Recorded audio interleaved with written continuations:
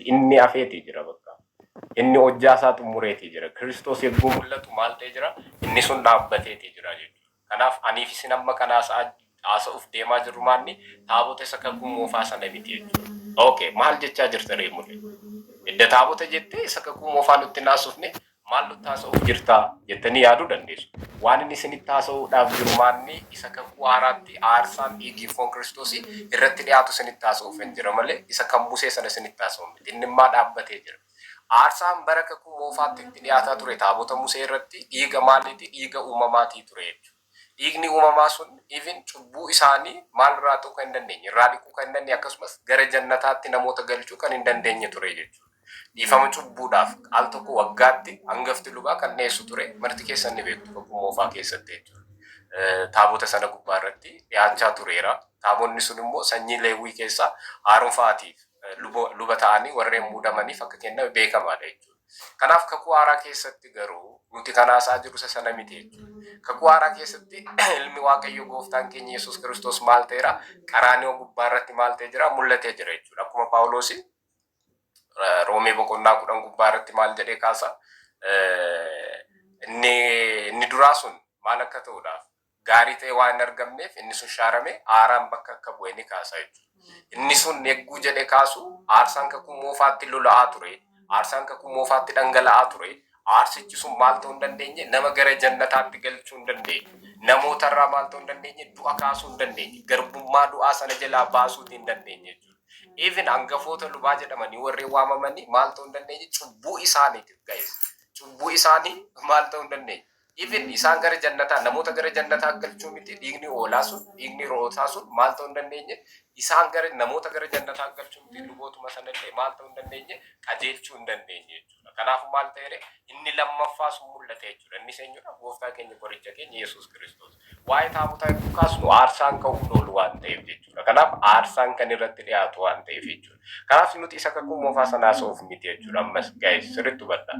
Isa kakuu moofaa taabota kakuu moofaa isa abboomiin kurnan irratti barraa'e uummanni Israa'el aarsaa irra dhiyeessaa turan qabatanii galaana ittiin ce'aa turan sana miti kan kaasaa jirru nuti amma jechuudha. Isa kam kaasaa irraa wangeela Maatewos boqonnaa 26 lakkoofsa 26 gubbaa irratti gooftaan keenya gaafa guyyaa kamisaa dabarfamee kennamuuf jirutti maal jedhe? Kunni maal kooti jedhe? Buddeena sana fuudhee eebbise yookaan ibistii sana eebbise kun foon kootii jedhe. Sana booda immoo waancaa keessa kan jirtu immoo wayinii sanaan immoo kun dhiiga kooti. Kakuu haaraadhaaf dhiifama cubbuu dhala namaatiif kan dhangala'u dheedhe kakuu haaraa inni dhaabedha jechuudha. Kanaaf isa haasaa jira. Isa dhiigaa fi foon Kiristoos irratti dhiyaatu. Taabota jechuun maqaa wal fakkaataa waan fayyadamnee fi taabota kakuu moofaa jechaa hin jiru jechuudha. Karaa biraatiin taabota jechuun bultoo tsillaatii jechuudha baay'ee. Bultoo tsillaatii jechuudha. Bultoo tsillaatii eeguu jennu maal jechuu keenya baay'ee kakuu moofaa keessatti tsillaatiidha Museedhaaf kan kenname jechuudha. Tsillaatii lama fudhate sana booda immoo tsillaatii sana taabota keessa kaa'ee jechuudha. Wanta wal fakkaataa taabota tsillaatii eeguu jennu kakuu haaraa keessatti masawwaa jechuu keenya jechuudha. Yookaan kan aarsaan irratti dhiyaatu jechuudha. Dhiigii foon Kiristoos kan maal ta'u irratti qophaa'u sana booda immoo namoonni irraa soorratanii jechuudha. Waan biraa hiika biraa hin qabu jechuudha. Kanaaf Kidaan Walda Kiflee hiika jechoota isaanii gubbaa irratti taabota jechuun merkab misawwaa jedhanii kaa'u. Yegeetaa xarapheezaa jedhanii kaa'u jechuudha. Hiika jechoota gubbaa irratti eeguu ka'an jechuudha. Kanaafiyyuu taabota eeguu jechaa jiru maal jechaa jira nuti? Masawwaa jechaa jira yookaan altar jechaa jira. The Lords of Table jechaa jirra jechuudha. Guys, ስለዚህ ማለዳ isa kakuu moofaa sanaa isaan jiru jechuudha. Garaagarummaan inni qabu inni guddaan maanni inni kakuu moofaa maaltu irratti dhangala'aa ture? Dhiiga uumamaati irratti dhangala'aa ture. Dhiiga bineeldotaati irratti dhangala'aa ture. Inni kakuu haaraa kun garuu dhiiga ilma Waaqayyoo isa tokko al tokkicha aarsaa godhee dhaabe sana qaraanioo gubbaa irratti loleessa guyyaa guyyaadhaan mana kiristaanaa keessatti dhiyaate jechuudha. Waliif fakkaatu jechuudha. Inni kakuu moofaa abboomii kurnan qaba. Inni kakuu haaraa gin abboomii kurnan hin qabu guys. Kana jechuun maal jechuudha? Mul'ata Yohaannis boqonnaa 1:8 maal jedhee kan alfaa omeegaa kan jedhu jechuudha. Kan irratti barraa'ee jirudha jechuudha. Filiippiyoos boqonnaa 10 gubbaa irrattis kan barraa'ee jiru jilbu hundumtuu Waaqayyoof jilbeenfatu jedhamire Yesuus Kiristoosiif hanga jilbeenfatu dubbate jechuudha. Kanaaf jechoonniiwwan kun macaafa qulqulluu gubbaa sana irratti maal ta'anii taabota sana irratti barraa'anii jiru jechuudha. Taabota jechuun kan kakuu moofaa sana faana waan fayyadamneef tokko jechaa hin jiru jechuudha. Garaagarummaa guddaa qaba. Lafaaf samii. Taabonni kakuu moofaa fi taabonni kakuu haaraa garaagarummaa guddaa qaba bakka lafaaf samiidha guys. Taabonni kakuu moofaa kakuu haaraa keessa jira jechuudha. jechuun sirriitti badda. Taabonni kakuu moofaa kakuu haaraa keessa jira jechuun Kiristoos nan fayyadu. Ammallee kan na fayyisaa jiru maal dhiiga uumamaati hojjaa kootiin hin fayyaa jechuudha. Guys, ስለዚህ manni kiristaanaa keenya immoo waa'ee Kiristoos sirriitti beeka. Waa'ee Kiristoos sirnaan hubate. Kanaafiyyuu taabonni kakuu moofaa kakuu haaraa keessa jira jechuun Kiristoos hin beeku jechuudha. Kiristoos tasumallee hin argine, dhiigni isaallee nan fayyisne, ammas maal ta'aa jira? Dhiiga bineeldotaatu lola'aa jira jechaa jira. Kanaafuu sana sirriitti beekuun barbaachisaadha. Nuti taabota kakuu moofaa manni kiristaanaa keenya Ortodoksii Tawaahidoo Itoophiyaa ta'ee akkasumas Orrentaalii biyyoota alaa jiran marti isaanii hin qaban taabota kakuu moofaa jechuudha. Hin jiru kakuu haaraa keessa. Inni amma taabota jennee waamnu garuu maalidha? Yegeetaa xarapheezaa kan jennu sana Paawulos ni kaasa jechuudha. Paawulos Qorontoos isa tokkoffaa gubbaa irratti jechuudha. Boqonnaa 10 akkas jedhee kaasa. Boqonnaa 10 lakkoofsa lakkoofsa 21 የጌታን ጽዋና የአጋንንት ጽዋ ልጠጡ አትችሉም jedhee kaasa jechuudha. Waancaa gooftaa ጽዋ hin jennu yaa waancaa akka jechuudha jechuudha. Waancaa gooftaa fi akkasumas immoo kan seexanaa keessaa maal ta'uu hin dandeessanii dhuguu hin dandeessan. Karaa biraan xoofoo jechuudha jechuudha. Xoofoo sana keessaa maal ta'uu hin dandeessanii dhuguu hin dandeessanii. Okay, ከጌታ ማዕድና ከአጋንንት ማዕድ gooftaa fi maaddii seexanaarraa soorrachuu hin dandeessanidha. Maaddii jedhee guukaa maalli the lords of table jechuudha. Mesawaa yookaan altar isa jedhamu sanadha jechuudha. Altar isa jedhamu san dhiigni foon Kiristoos irratti qophaa'u jechuudha. Paawulos maal jedhee kaasa Ibroota gubbaa irratti mesawaa allen jedhee kaasa jechuudha. We now the altar jedhee kaasa. Iddoo aarsaa ni qabnaa jedhee kaasa. Iddoo aarsaan sun immoo maal kan irratti dhiyaatudha? Dhiigaa foon Kiristoos kan irratti dhiyaatudha malee akka kan kakuu moofaa sana dhiigni bineeldotaa kan irratti lola'u miti jechuudha. Kanaafuu nuti eeguu taabota jennu maal jechaa jira jechuudha? Altar yookaan the lords of table mesawaa dhiigaa foon Kiristoos kan irratti dhiyaatu jechuudha. Waan biraa hiika biraan qabu bakka. Innaa namoonni biroon immoo eeguu isaanii intinii ta'an ni argina. Soba garaa garaa eeguu isaan kaasanii. Taabonni xaawulaadha. Maal akka ta'u barbaaddere?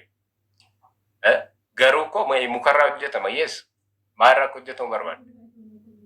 Kanaafuu mukarraa hojjetama. Mukarraa kan hojjetamu garuu meerooniidhaan dibamee maal ta'eera? Meeshaa qulqulluu mana kiristaanaa ta'ee jira jechuudha. Dhiigni foon Kiristoos kan irratti dhiyaatu kabajamaa ta'ee jira jechuudha. Sana booda maal jennee waamnu? Muka jennee waamnu jechuudha.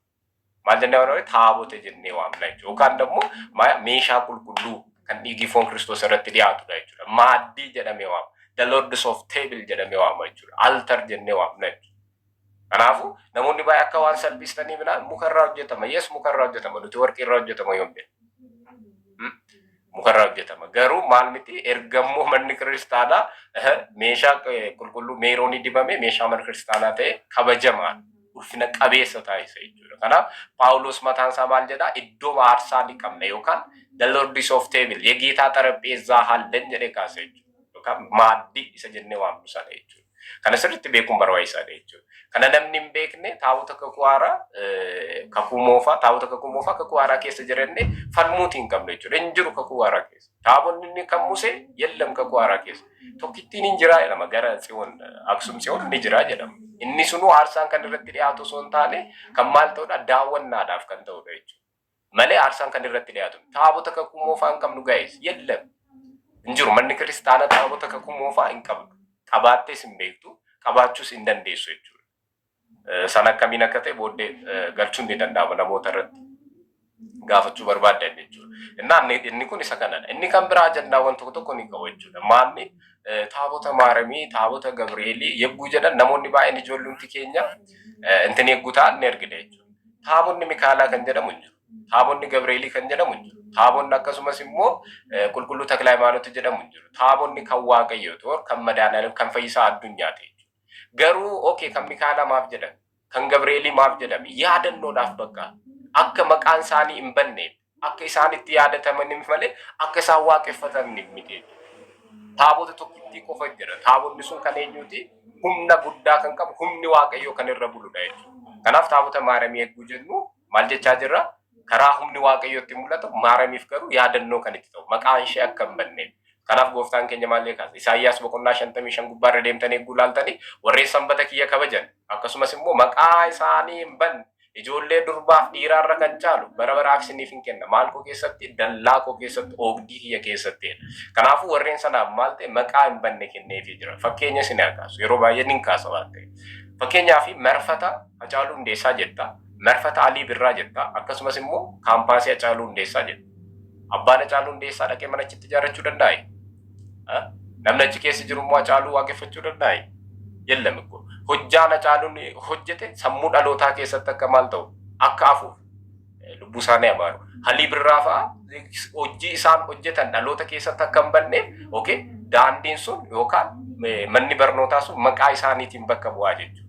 Kanaafuu mana Miikaa'elaa eeguu jennu Miikaa'elaa waaqeffatamu osoo hin taane achi keessatti kan waaqeffatamu kan nyaatamu dhiiga Kiristoos kan dhugamu dhiiga Kiristoos kan nyaatamu foon Kiristoos kan waaqeffatamu eenyudha abbaa ilma hafuura qulqulluu qofadha malee Maariyaam waaqeffamu Gabri'eel waaqeffamu Miikaa'el waaqeffamu jechuudha. Kanaaf taabootti ulfina qaba eeguu jennu maqaan achirra barraa'e sun maal ta'a jechuudha ulfina qabeessa isa taa'isa jechuudha. Maqaa Waaqayyoo kan cabe kan fayyisu kan bade kan deebisu kan du'e immoo kan kaasudha waan ta'eef maqichi hundaa ol waan ta'eef jechuudha. Silazii maal jechaa jiranitti taabota eeguu jennu kan Maariyaamii eeguu jennu kan Miikaa'elaa kan Gabri'eel eeguu jennu kan isaanii miti. Kan isaanii miti eeguu sin jedhu yaadannoodhaaf kenname malee kan isaan itti waaqeffataman miti. Namoonni tokko tokko immoo dogoggora eeguu kaasan ni argina. Dogoggorri isaan kaasan hir'ina beekumsaarraan kan ka'e birrii kan fidu taabota Maariyaamii wayyaa taabota Gabri'eelii wayyaa warreen jedhanii kaasan ni jiru jechuudha. Sun dogoggora bakka. Barnoota mana kiristaanaa wallaaluu irraan kan ka'edha jechuudha. Luba ta'anii daaqonii ta'anii namoonni akkasuma jiraachuu danda'u. Kan Maariyaamii koo birrii fida. Kun barsiisa mana kiristaanaa irraa fagoo kan ta'edha bakka. Manni kiristaanaa kan hin beeknedha bakka. Taabonni Miikaa'elaa birrii fida birrii fiduuf miti. Warreen immoo ofii isaaniitii iddoo ta'etti godhanii siyaasa mataa isaanii fayyadaman ni jiru. Maqaa lubaa qabatanii barsiisa mana kiristaanaa garuu